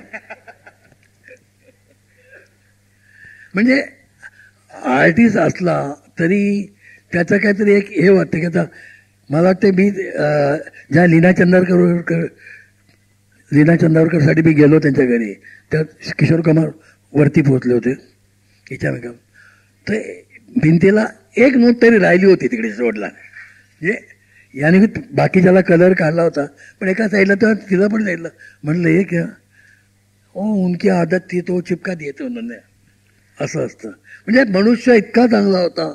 हां, आणि गाण्यात तर त्याचा हात कोणी धरणारच नव्हता. त्याचा डुप्लिकेट मी बऱ्याच पिक्चरमध्ये केलं. का इवन दादा मुनी म्हणजे अशोक कुमार यांचे पण डुप्लिकेट मी केले. चित्रलेखा पिक्चरमध्ये मीना कुमारीला शॉर्ट्स होते की हा साधू असतो अशोक कुमार, तो मीना कुमारी बेशुद्ध पडतो, तिला उचलून घेऊन येतो. मीना कुमारी सांगितलं देखिए आपको कोई मुझे हाथ मत लगाइए, उठाएगा तो पंढरी उठा के लेके आएगा. आणि मी तो गेटअप घेतला. म्हणजे एक किती रिलेशन्स आणि किती जवळचं असतं ना हे याच्यावरती मोठं. किशोरजींचा एक किस्सा तुम्ही सांगितलाच, पण त्याचबरोबर तुमचं सुनील दत्तचं जे अजंठा आर्ट्स म्हणून आहे, नर्गिसचा तुमचा फार छान परिचय होता, सुनील दत्त बरोबर होता. तर त्यांच्या चित्रपटासाठी पण तुम्ही खूप काम केलं. आणि रेशमा और शेरा म्हणून जो पिक्चर होता, संपूर्ण राजस्थानच्या वाळवंटांमध्ये त्याचं चित्रीकरण केलं होतं. तर त्यासाठी काही मेकअपसाठी काही वेगळे प्रयत्न तुम्हाला करावे लागले का? अर्थात. पण त्याच्या अगोदर मी तुम्हाला एक नर्गिसचा किस्सा सांगतो. मी गुमराह पिक्चर करतो. गुमराहमध्ये सुनील दत्त, आणखीन नाही सॉरी हमराज, त्याच्यामध्ये सुनील दत्त, आणखी ती विमी होती वगैरे. आणि त्याच्यामध्ये एक गाणं होतं त्याच्यामध्ये फ्लॅशबॅकमध्ये बी आर चोप्रांचं पिक्चर होतं. त्या गाण्यामध्ये अमीन सयानी जो असतो तो मॅजिशियन दाखवला होता, आणि तो सुनील दत्तला चेंजेस करत असतो. कधी ॲथेलो बनवतो, कधी रोमिओ ज्युलिएट बनवतो, कधी हीर रांझा बनवलं. तर त्याच्यात हीर रांझा वगैरे बनवले. त्याच्यात एक कॅरेक्टर होती की तो त्याच कॅरेक्टरला असं काय दाखवतो की तो एकदम मनुष्य ओल्ड झाला. वयस्थ म्हणजे 110-120 वर्षाचा म्हातारा, अगदी कट्टर. कारदारमध्ये सेट लागला होता, आमचा लंच टाईम झाला होता. आणखीन सुनील दत्त आणि आम्ही असे बसलो होतो. इतक्यात नर्गिस आली त्या स्टुडिओमध्ये. मला विचारतो दत्त किधर है? मैंने कहा है उधर. इतन्या वेळ सुनील दत्तनी मला इशारा केला की बोलू नको. आणि इकडं मी इकडे बसलो, माझ्या बाजूला ही बसलेली, तिकडे दत्त साहेब आणखीन यश चोपडा बसला होता. असे बोलते यार उनको बुलाव किधर है क्या, मैंने कहा हो गया मेकअप रूम में वगैरह. असा आम्ही टाइमपास काढला. हां तर पटकन कोणीतरी येऊन बोलला, अरे दत्त साहेब आपका शॉट रेडी आहे. हा तो त्याच्यात तिने त्याला पाहिल्यानंतर बोलतोय कमाल आहे इतना चेंज किया. मैंने कहा आणि त्या टायमाला तिने, तुम्हाला माहिती इतकी सुंदर अशी घड्याळ आहेत, असं लहान घड्याळ यायची चांगले, ते वॉच मला तिने बाहेर जाऊन ताबडतोब आणून मार्केटमधनं मला गिफ्ट दिला. त्याच्यानंतर मी दत्त साहेबांबरोबर बरंच कामं केली, बरीच पिक्चर्स त्यांची केली. विनोद खन्ना वगैरे आम्ही आणले नवीन, ते दत्त साहेबांच्या पिक्चरमध्ये आणले. विनोद खन्ना म्हणजे एक गुंडात होता, क्रांती मैदानच्या तिकडे हॉटेल होतं, तिकडे बसलेले असायचे, पण गुड लुकिंग म्हटल्यानंतर आणि त्याची एंट्री झाल्यामुळे तो अगदी माझ्या जवळचा होता म्हणून हे होतं. त्यांचं पिक्चर सुरू झालं रेशमा और चेहरा. आता लोक मेकअप आर्टिस्टना सांगितल्यानंतर मेकअप आर्टिस्ट काय करणार, ओ ऐसे करेंगे. मी तो जज करण्यासाठी राजस्थानमध्ये राहून थोडे दिवस पाहिला तिकडची माणसं कशी असतात, काय असतात, पूर्ण त्याचं लेसन घेतलं की काय. त्याप्रमाणे मी यांचे सगळ्यांचे मेकअप केले. वैदा रेहमानला पण सावळी एकदम दाखवली. राखी इतकी गोरी होती, तिला पण मी सावळी केली, कारण रेगिस्तानचे लोक नेहमी काळपट असायचे, कारण त्यांचं ऊन इतका कडक असायचं की मनुष्य काळाच पडायचा. असे सगळे सुलोचनाबाई होत्या, त्यांचं केलं असं केलं. असं करता बरेच दिवस शूटिंग चाललं होतं. नंतर एक सीन असा होता, एक दिवशी असाच वॉक करतो सुनील दत्त म्हणून वाळवंटात वॉक करत होता. तर मी शहाणा होतो, मला माहिती होतं की वाळवंटाची हीट जी असते ती डोक्यापर्यंत पोचते.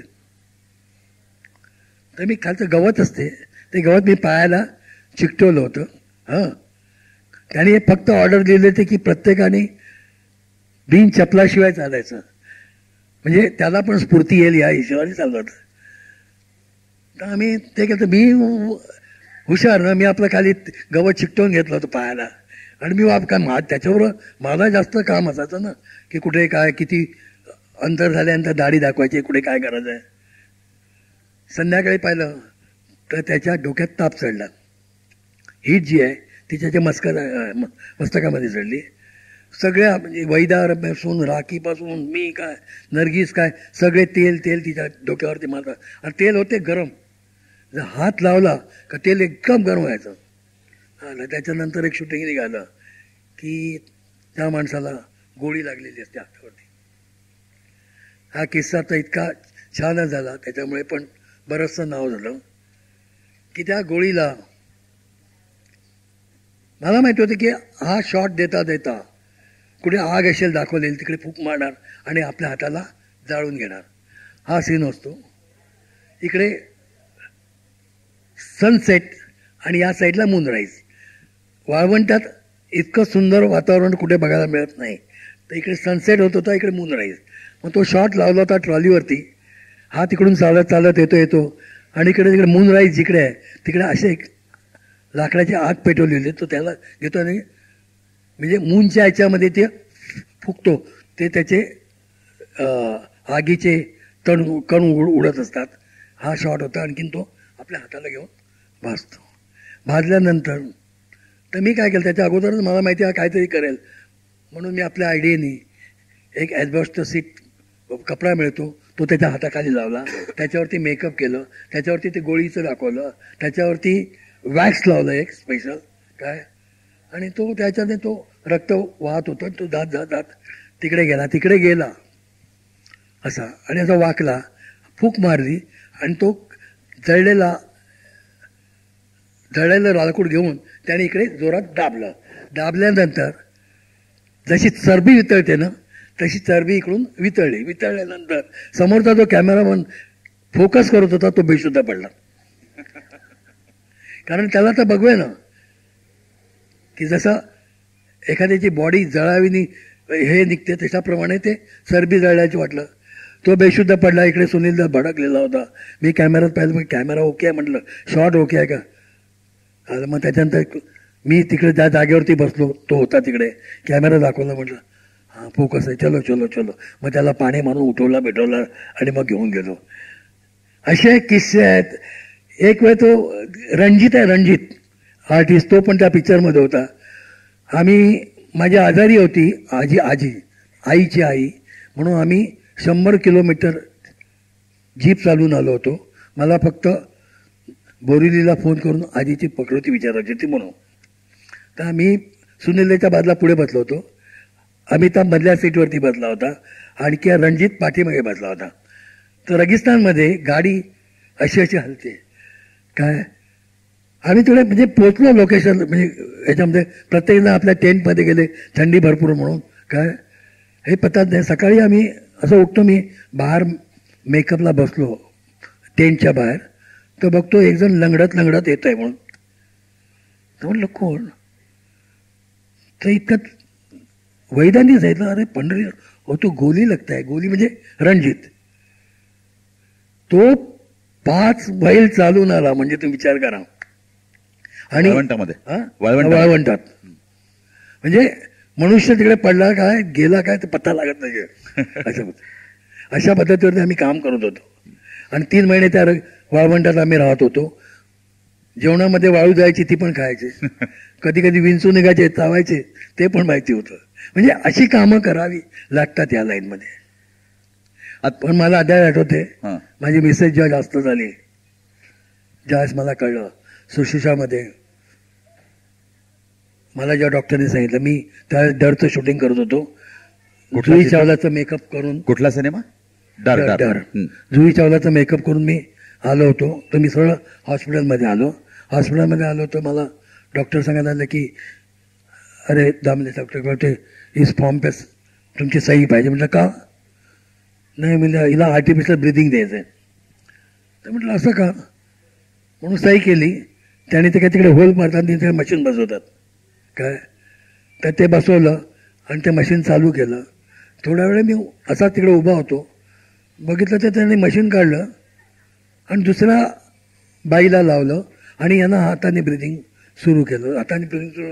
तर माझ्या मनात म्हटलं आज काहीतरी डाऊट येतो, म्हणून मी प्रियाला फोन केला. नाही प्रियाला नाही, मी पहिला हिंदुजाला फोन केला. हिंदुजाला सांगितलं की वॅकन्सी नाही आहे म्हणून मी प्रियाला फोन केला. तर प्रिया, जे तेंडुलकरांची प्रिया होती, फार मेहनती आणि कोणाचे उपयोगी पडायची. तर तिने सांगितलं की मी येते, तू काळजी करू नको, मी पहिला हिंदुजामध्ये जाते आणि तिकडे बघते. नाही बोलले तर मी काय करायचं ते करते, तू तिकडे थांब. आम्ही तिकडे थांबलो होतो. वातावरण फार एकदम हे झालं होतं. टेलिफोनच्या बऱ्याच मुली वगैरे येत होत्या भेटायला वगैरे, पण ती परिस्थिती इतकी गंभीर झाली होती. तर मी त्या महिना राहावे ना म्हणून मी सुनील दत्तला फोन केला. म्हटलं दत्त साहब ऐसी बात है, क्या करू. बोलतो डोंट वरी मैं आता हूँ. हां. तर त्यांनी सरळ पहिला हिंदुजामध्ये गेले, तिकडून वॅकन्सी शोधून काढली, इकडे तिकडची ॲम्ब्युलन्स घेऊन सुशिक्षामध्ये आले. हे लोक नाही बोलत होते, सुशिक्षाचे डॉक्टर वगैरे. त्यांनी सांगितलं की ताबडतोब हे करा, मी सही करतो इकडे. तसं करून हिंदुजाला घेऊन गेलो, पण ते माझ्या नशिबी नव्हती आणि ती स्वर्गवासी झाली. म्हणजे डॉक्टरच्या मिस्टेकमुळे ती झाली होती. त्या लोकांनी सांगितलं की मला पोस्टमार्टम करो, ऐसे सबका हो जाएगा तो कैसे चलेगा. मैंने कहा देखिए जाने वाले इंसान जाते हैं तो उसको चीरफाड़ नहीं करते हमारे उसमें, जाने तो मेरे तकदीर में नाही था तिथे. पण त्यावेळेस सुद्धा सुनील दत्त ताबडतोब धावून आला. प्रश्नच नाही. एकदम गंभीर अशा मुद्द्याकडे आपण आता आलो. थोडं पुन्हा आपण या सिनेविश्वात जाऊया. सिनेविश्वात देवानंद हा देखील तुमचा एक चांगला मित्र होता. हो. आणि देवानंद बरोबर देखील तुम्ही अनेक चित्रपटातून कामं केली. आणि देवानंद त्यावेळेला खूप, म्हणजे दिलीप राज देव अशी हे त्रिमूर्ती त्यावेळेला संपूर्ण चित्रपट जगतावर राज्य करत होती. देवानंद हा माणूस म्हणून तुम्हाला कसा वाटला, काय त्याची खासियत सांगता येईल. देवानंद ऍक्च्युली लोक म्हणतात चॉकलेट हिरो. म्हणजे आताच्या वेळापर्यंत त्याला आता बी वाटतं की आपण काम करावं काय. मनुष्य स्वभावाने फार चांगला कसा. मी ज्याच्याबरोबर जोशीला केलं, बरीच पिक्चर केली, पण त्याच्या एका पिक्चरसाठी, प्रेम पुजारीसाठी मी दार्जिलिंगला शूटिंगला चाललो होतो. आता दार्जिलिंगला शूटिंगला जाताना बागडोगरा एअरपोर्टला उतरावं लागते आणि बागडोगरावरनं नंतर आपल्या टॅक्सीने पुढे जाणं भाग असतं. मी निघालो आम्ही वगैरे सगळं. तो योगायोगाने सगळ्या टॅक्सीत सामान भरलं. सामान भरल्यानंतर सगळ्याच्या वरती माझी बॅग टॅक्सीमध्ये सगळ्यांच्या वरती पाठीबाहेर भरलं होतं. सगळ्यांच्या वरती माझी बॅग. आता माझी बॅग म्हटल्यानंतर त्याच्यानंतर बघितलं वगैरे आम्ही चहा प्यायला गेलो सगळे चांगले. देवानंद होता, दुसरे वैदारेमान होते, सगळे चहा प्यायला वगैरे आणि येतो तर बघतो तर माझी बॅग चोरीला गेली वरची. अच्छा, चोरीला गेल्यानंतर म्हटलं तर काय कपडे काय, तर त्याने सांगितलं ना आपण ते वरती दार्जिलिंगला गेल्यानंतर मी कपडे मागवतो प्रोडक्शनला पाठवून काय, आणि आहे का शूटिंग 10 दिवसा 12 दिवसाचं शूटिंग आहे. म्हटलं ठीक आहे. आणि एवढ्या वेळेनंतर त्याने हळूच नंतर मला सांगितलं, बोलता है मैं ऊपर रखने वाला था पैक, हमारा शूटिंग ही पैकअप होता था, हम लोग वापस निकल जाते थे. याने पैसे त्याचे सगळे खालच्या बॅगमध्ये होते, त्याच्या बॅगमध्ये. म्हटलं असं असतं कधी कधी आम्ही जेव्हा कामाला जातो किंवा यश चोप्राच्या युनिटमध्ये आम्ही काम करतो, मिनिमम 5 का 6 जण असायचे आम्ही. काय त्यांच्या हातात पैसे द्यायचे आणि त्यांनी सगळं हँडल करायचं हे शूटिंग. मग ते कुठे युरोप असो, स्वित्झर्लंड असो, काही असो, हे प्रत्येकाच्या टेक्निशियनच्या हातामध्ये पैसे असायचे. मॅनेजर वगैरे कोणी नसायचं. इतका विश्वास लोक ठेवायचे, त्याचा फायदा मला पण मिळाला, त्यांना पण मिळाला. दुसरं असं की पिरियड फिल्म ज्याला म्हणतो, जसं पाकिजाचा तुम्ही उल्लेख केलात किंवा बहुबेगम, ताजमहल वगैरे, या चित्रपटामध्ये जेव्हा तिथल्या अभिनेते किंवा अभिनेत्रींना मेकअप केला जातो तेव्हा त्याचं काही वेगळ्या पद्धतीनं तो मेकअपकडे बघावं लागतं का? कॅरेक्टर इतिहासातले जास्त नाही, त्याला एक तर लोकांना जे मेकअप असतात ना, ताजमहल बघा किंवा नूरजहान बघा, पाकिजा, हे हिस्ट्रीमध्ये मानले जातात ना. काय म्हणजे मेकअप आर्टिस्टला हिस्ट्रीचं नॉलेज पाहिजे की बाबा शिवाजी काय होता, काय त्याची कॅरेक्टर काय होती, तो कुठे गेल्यानंतर कसा वागत असे, काय, हे सगळं नॉलेज यावं लागतं.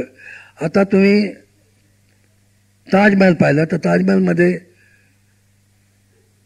औरंगजेब का, अकबर का होता, ही कॅरेक्टर कशी शोधायची याच्यावरती पण विश्वास म्हणजे स्टडी केला जातो. किंवा जी लेडीज कॅरेक्टर असते कोणी, आता प्रदीप कुमार, जहांगीरचा रोल काय होता, तो जो शॉक लागून शेवटच्या क्षणाला त्याची दाढी बिडी सफेद होते, काय तर शॉक कशामुळे लागला हे पण माहिती पाहिजे की शॉक का लागला. म्हणजे आपल्याला हिस्ट्री पुरी माहिती पाहिजे आणि त्याप्रमाणे आम्ही गेटअप करतो आणि प्रत्येकाला त्या ह्याच्यामध्ये इन्व्हॉल्व करतो. बरं, गेटअप करतो ते असं नाही की आज जो केला आहे मी तो समजा 10 वर्ष शूटिंग झालं तर त्यालाच फॉलो करावं लागते. म्हणजे तो आज जरी मला कोणी विचारलं की बाबा जनक तुम्ही काय मेकअप केलं होतं किंवा ताजमहलमध्ये बिना राहायला काय केलं होतं, काय वापरलं होतं, तर मी अद्यापही सांगू शकतो की माझ्या त्या आत्म्यामध्ये भरलेलं आहे ते की अमुक एक वापरलं, अमुक एक केलं, अमुक एक, आणि प्रत्येक सिच्युएशन माहिती असते की काय करायची असते ती. तिकडे आजकाल आमच्याकडे बरेच मेकअप आर्टिस्ट आहेत, ते सीतेला पण आय शॅडो लावतात. आता सीतेकडे आय शॅडो लावायला तेवढा टाइम होता का? म्हणजे एक तुम्हाला नामांकित म्हणजे एक सिरियल सांगतो मी महाभारत केलं चोप्राजींचं. मी थोडे दिवस केलं, त्याच्यानंतर माझा बहिणीचा धीर शशी म्हात्रे म्हणून त्यांनी ते पूर्ण केलं. आता तो महाभारत आणि एकता कपूरचा महाभारत माझ्यासारख्या माणसाला या वयामध्ये 4 लाख रुपये महिना मिळत होते. पुढच्या ऑफिसरची सॅलरी आहे का सांगा? मला आनंद आहे, मराठी माणसाला एवढे पैसे मिळत. पण तिने जे मला काय सांगितलं की बाबा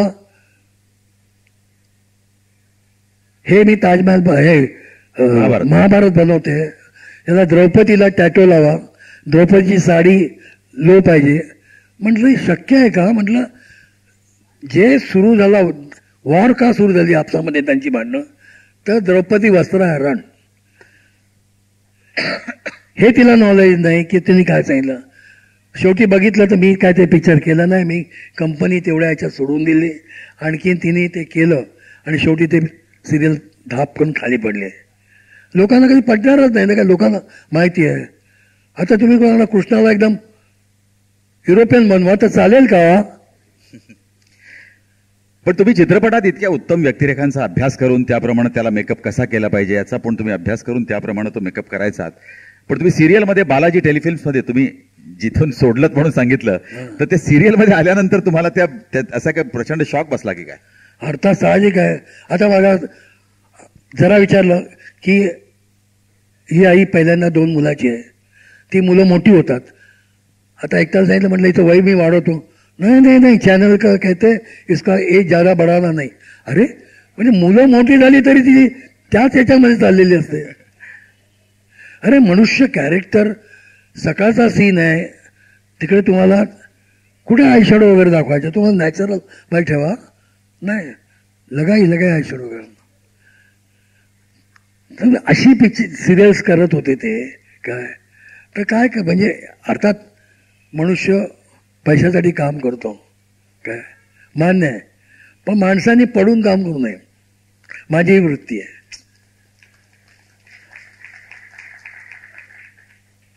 अमिताभ बच्चन माझ्या पहिल्या पिक्चरचा हिरो. आज त्याने पामध्ये काम केलं. मला आनंद वाटतो की जिकडे त्याचा इंटरव्ह्यू होतो तिकडे तो माझं नाव घेतो.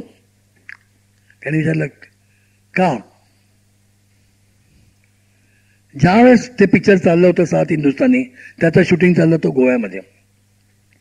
गोव्यामध्ये होतं ब्लॅक अँड व्हाईट. ते आता गोव्यामध्ये मी जाऊन राहणं आणि इकडे मीना कुमारी हे बाकीचे आर्टिस्ट वगैरे सगळ्यांची शूटिंग चालू होती, त्याला करणार काय? म्हणून मी तिकडे गेलो सकाळी, त्याला दाढी लावून दिली. बारीक दाढी हाताने लावली, ती सिंगल केस, म्हणजे असं वाटत होतं स्किनमधून दाढी निघाली. त्याची मिशी लावली. म्हणजे त्याला विचारलं अमिताभला, म्हणून दादा मैं संभालूंगा. मैंने क्या बोलता, मैं संभालूंगा, डोंट वरी. मैंने कहा 6 दिन शूटिंग है, चलेगा? तो मी अब्बास सांगितलं, मैंने कहा एक दिन में, अरे वो पंडित नहीं हो सकता एक दिन में काम इतना, ये कहाँ उसका सीन ही ज्यादा है. मी त्याला सांगितल्यानंतर त्यांनी दररोज सकाळी इकडून आंघोळ करायचा, या इकडून बापरे, आणि गुळणी घ्यायचा आणि काम करायचा. केस शेवटच्या क्षणापर्यंत, शूटिंग संपेपर्यंत एक केस निघाला नाही त्याच्या दाढीचा. वा. आणि त्यांनी त्याविषयी जेव्हा पापचं त्याला इंटरव्ह्यूमध्ये विचारलं, बोलते पेशेंस क्या होते पूछना है तो आप हिंदुस्तान का टॉप मोस्ट मेकअप आर्टिस्ट है पंडित दादा, उसको जाके पूछिए कि मेरे में कितने पेशेंस है. प्रश्नच आहे. पण पंढरी दादांचं मत त्या दिवशी तुम्ही सांगितलं होतं की पा चित्रपट लोकांना खूप डोक्यावर घेतला त्यांनी, तरी देखील त्याच्यात अमिताभ बच्चन हे काही तिथे दिसले नाहीत त्या संपूर्ण ह्याच्यामध्ये. कारण त्यांचं पूर्णपणे मोल्ड त्यांच्या चेहऱ्यावर बसवूनच त्यांना पूर्णपणे बदलूनच टाकलेलं होतं. अर्थात मी लोकांना तेच सांगत होतो की त्याच्याबद्दल दुसरं कोणाला घेऊन जर लावला असता, पाठवून अमिताभचा आवाज टाकला असता चाललं असतं. कारण अमिताभ दिसलाच नाही त्याच्यामध्ये. कुठे दिसतो अमिताभ? आणि या बाबतीत हिंदुस्थानचे मेकअप आर्टिस्ट या कॅरेक्टरला सजवणारा विक्रम गायकवाड यांनी सजेशन दिलं होतं आणि त्यांनी सांगितलं की मी करतो, पण त्याच्यात मी अमिताभ थोडा दाखवेल. काय लोकांनी मानलं नाही. आणि त्याच्यामध्ये तेवढी कॅटेगरी होती की ज्यांनी आंबेडकर केलं, हे केलं, ते केलं. छानच म्हणजे काम करण्याची त्याची हे आहे. फक्त एकच आहे, थोडा मुडी आहे. मुडी तो आर्टिस्ट म्हटल्यानंतर मुडी असणारच. काय एक पेंटर सुद्धा आहे, कधी कधी एक पोस्टर करायला 25-25, 30-30 दिवस घेतात. फक्त मूड, त्याचा विचार. आणखी कधी मूड असला तर आता बसला, कोण सिगरेट पिलं बसला, असं असतं.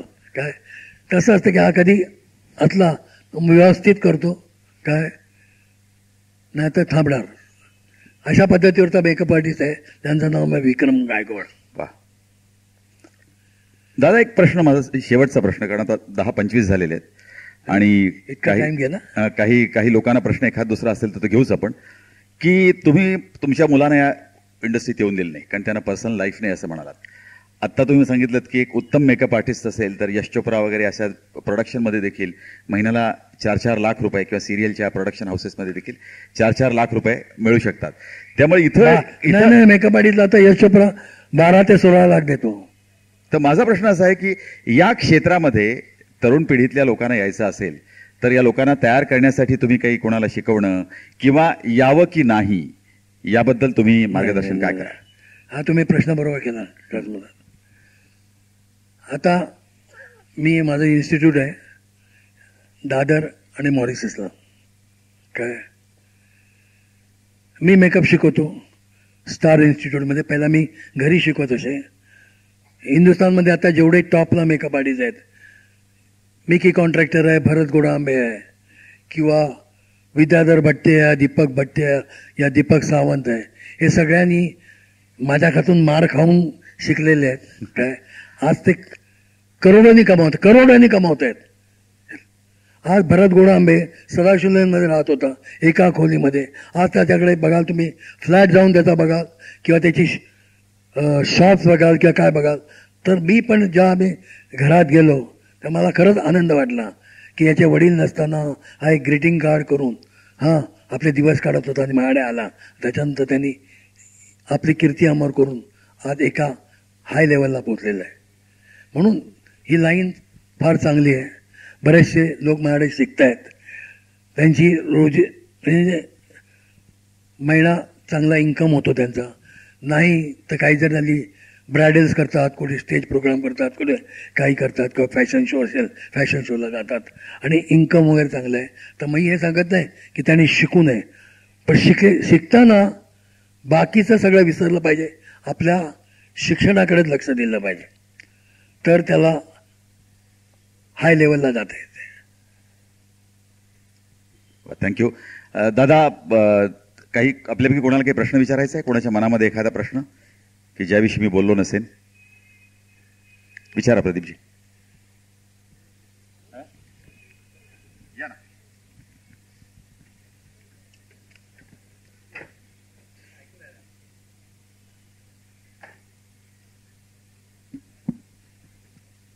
दादा, मी आपल्याला असा प्रश्न विचारतो की आपण अनेक लोकांना मेकअप केलेत. समजा तुम्हाला उद्या मेकअप करायची वेळ आली तर तुम्ही कोणाकडून करून घ्याल? आता तुम्ही हा प्रश्न केला. मी मेकअप शिवाय सुंदर दिसतो, तो भाग वेगळा. पण या क्षेत्रातील दादा कोण असं तुम्हाला वाटतं? म्हणजे तुमच्या व्यतिरिक्त? बघा, मी मान देईन तो माझे जेवढे चेले आहेत. आता विद्याधर भट्टे आहे किंवा मिकी कॉन्ट्रॅक्टर आहे किंवा भरत गोडांबे यांना सांगेन मेकअप करायला. पण तसं पाहिलं तर स्वतःचा मेकअप स्वतःच मी करतो लागलं तर.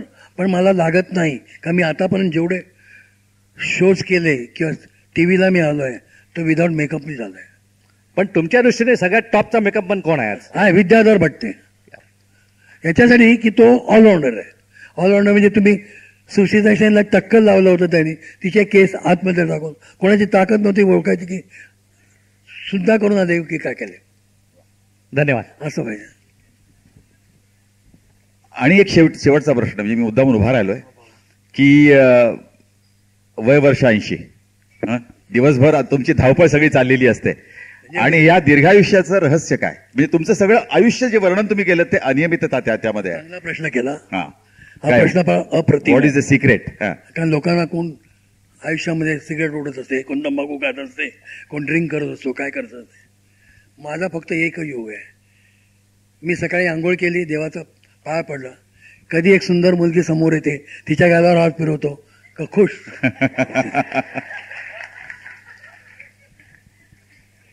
नाही, खरंच आहे ते. एक आपल्याला काय म्हणतात,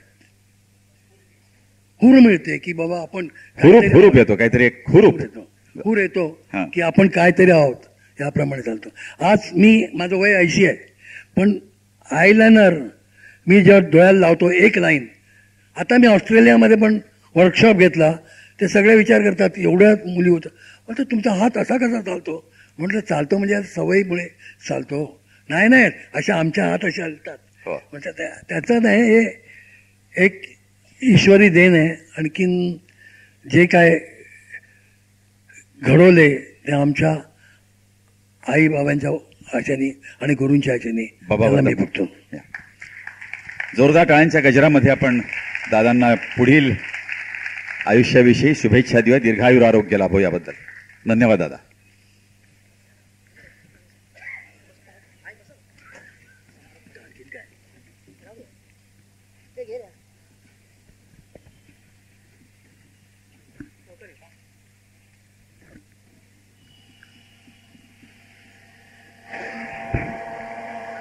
एक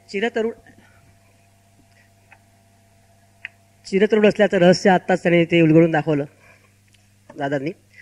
80व्या वर्षी सुद्धा त्यांचा उत्साह बघितला की खरंच काही वेगळंच वाटतं.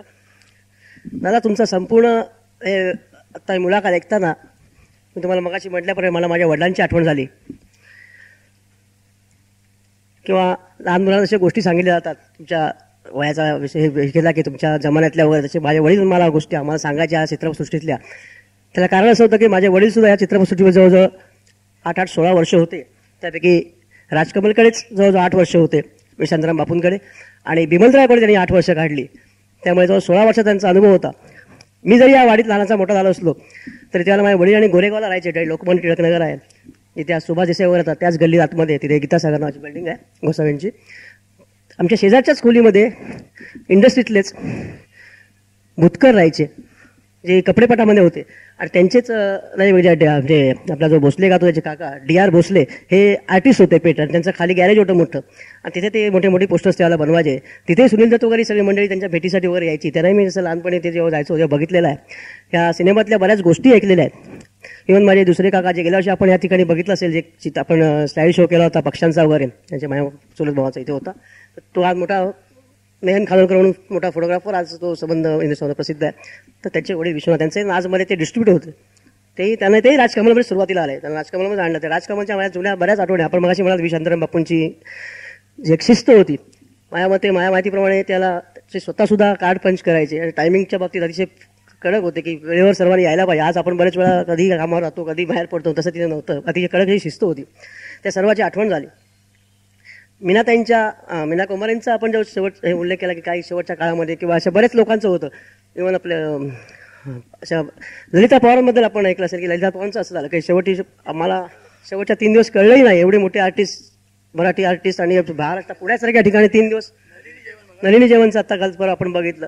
मी ललिता पवारांना अगदी त्याच्या शेवटच्या दिवसामध्ये बघितलं होतं. आपल्याला सर्वांना आठवत असेल की या व्याख्यान जेव्हा 25 वर्ष होतं तेव्हा आम्ही या साहित्य संघामध्ये कबीरबाग म्हणून जे ती पुण्यामध्ये आहे, त्यांचे जे सर्व आहेत, त्यांचं ते व्याख्यान आयोजित केलं होतं योगावरती. आणि ललिताबाई तिथे रोज सकाळी योगासाठी यायच्या कबीरबागेमध्ये. मी जेव्हा तिथे जायचो भेटा डॉक्टरांना, तेव्हा त्या तिथे यायच्या, योगा करायच्या. परंतु डॉक्टरने सांगितलं होती, तिथे त्याचा बाहेर असं स्टॉल होता की तुम्ही काही काळजी मला काही खा, उत्तम प्रकारे मिसळ वगैरे खायच्या. रिक्षाने याची बुक केलेली असायची आणि त्या रिक्षा करून परत घरी जायच्या. त्या शेवटच्या काळात त्यांना बघितलं होतं. प्रकृती अशी उत्तम होती, परंतु काय कल्पना नाही. पण अजून आपल्या शेजारी काय चाललं हे आजकाल लोकांना कळत नाही या संस्कृतीमुळे. तर अशा मोठ्या आर्टिस्टचे असे अंत होतात.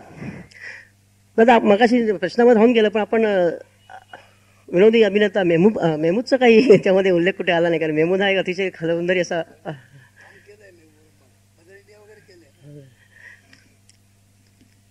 तर अशा ठिकाणी आम्हाला खरोखर जुन्या आठवणी या ठिकाणी जागा केल्या. मी आपल्या सर्वांनाही याचा आनंद मिळाला असेल, कारण अशा प्रकारचा विषय घेऊन आपण ह्या ठिकाणी आज या व्यासपीठावरती पहिल्यांदाच गेल्या 38 वर्षामध्ये असं झालेलं आहे. जसं कालचंही व्याख्यान होतं की एक स्वतंत्र व्यक्तिमत्व वकिलाचं, आणि ते आपण या ठिकाणी ऐकलं. तसंच पडद्यामागचं हे व्यक्तिमत्व आणि त्यांच्या ज्या गोष्टी आपण ऐकल्या, त्यामुळे आपल्या बऱ्याचशा गोष्टी समजल्या असतील. कसं चालतं चित्रपटसृष्टी कशी आहे किंवा नाट्यसृष्टी कशी आहे. मित्रांनो, आपण सर्वांचा आनंद घेतला असेल. या ठिकाणी आपण थांबायचं आहे. उद्या या ठिकाणी सुप्रसिद्ध निवेदक श्री सुधीर गाडगीळ यांचं मुलखा वेगळी माणसं या विषयावरती व्याख्यान होणार आहे. तेव्हाही आपली उपस्थिती प्रार्थनीय आहे. आणि एक सूचना करायची होती, ती जरा करतो. एक सूचना द्यायची आहे. आपल्या सर्वांना कल्पना आहे की या कुडाळेश्वर निवासाने यावर्षी जो गणेशोत्सव साजरा केला, त्या मुंबईतली पहिली कायमस्वरूप गणपतीची मूर्ती या ठिकाणी आपण बघू शकता आणलेली आहे, की जिचं आम्ही विसर्जन करत नाही. या वर्षी प्रथा केलेली आहे की शक्यतो समुद्राचं आपले खराब होणे वगैरे असं इको फ्रेंडली वगैरे असं म्हटलं जातं, आपण त्याचा आम्ही पायंडा पाडलेला आहे. आणि माघी गणेश जयंतीला उद्या येणाऱ्या जे सोमवार दिनांक 7/2/11 ह्याच व्यासपीठावरती इथे आपल्याला सर्वांसाठी पंडित हृदयनाथ मंगेशकरांचा गाण्याचा कार्यक्रम आयोजित केलेला आहे. आपण तारीख लक्षात ठेवा. तर आपण त्यावेळेस सुद्धा मी आत्ताच तुम्हाला याचं आमंत्रण देतो की सर्वांची उपस्थिती त्यावेळेस प्रार्थना आहे. आजचा कार्यक्रम इथे संपवूया. आपण जे साथ दिले त्याबद्दल आपल्याला धन्यवाद. जय हिंद, जय महाराष्ट्र.